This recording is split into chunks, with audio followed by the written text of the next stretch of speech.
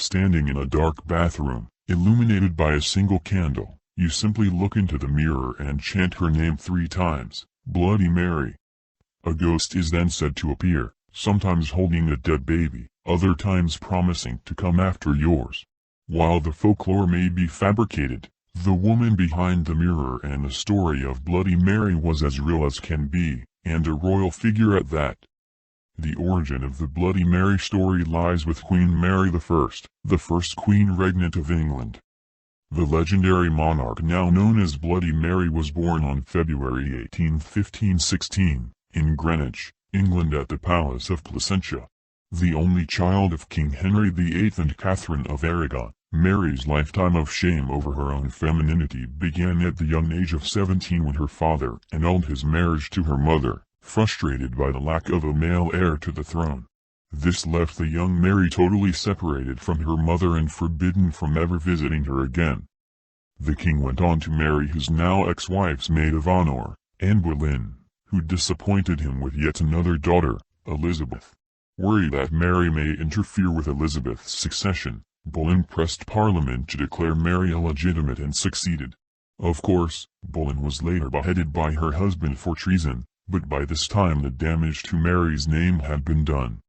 Since her teen years, Mary had been plagued with terrible menstrual pains and irregularity in her cycles, which would be attributed to her eventual physical and psychological stress later in life. She was also known to be struck with deep and frequent periods of melancholia, depressive spells which would stay with her throughout her relatively short life. Despite all the odds and afflictions stacked against her, Mary did eventually take the throne in 1553 at the age of 37 and promptly married Philip of Spain in the hopes of conceiving an heir. It's here where the origin of the Bloody Mary legend begins to take shape. Starved for love and forever seeking the approval of her father, Mary would replay this codependent pattern with her new husband, whom she was ready to lavish all her frustrated emotions on. 10 years her junior and in no way as excited to reciprocate her amorous feelings, Philip fulfilled the negotiated duties expected of a royal marriage, and 2 months later Mary's greatest wish came true, she was with child. Despite displaying the usual symptoms of pregnancy, including the swelling of the breasts and an ever-growing abdomen, the public remained suspicious of the Queen's recent good fortune, and it didn't take long for rumors of a false pregnancy to start spreading. In a time without pregnancy tests and in which doctors could not examine the sitting monarch, only time would tell if these rumors bore any truth. Until then, the people of England and Spain kept tabs on Mary with a watchful eye. And so they waited. In customary fashion, Mary went into a private chamber where she was confined for 6 weeks before her expected due date of May 9th. Although the big day arrived, the baby didn't, and both she and the servants around her proposed that perhaps a miscalculation of delivery dates was to blame, now settling on a new one in June, a month later.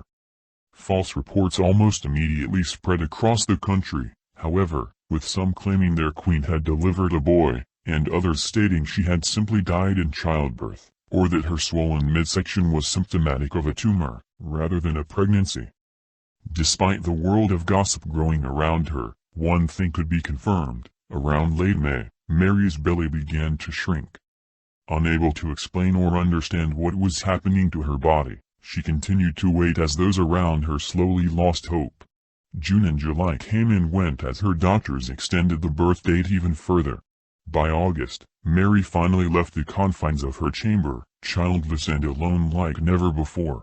She believed that God was punishing her for failing in a mission she set out to achieve just months earlier.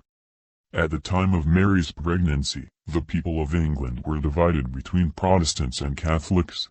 Mary, determined to unite her people under the true religion of the land, took action by signing an act shortly before Christmas in 1554 that would result in the Marian persecutions, in which an estimated 240 men and 60 women were sentenced as Protestants and burned at the stake, earning her the name Bloody Mary forevermore. To this day, the tale of Bloody Mary, Queen of England, remains one of the most infamous cases of supposed pseudocyesis, or phantom pregnancy.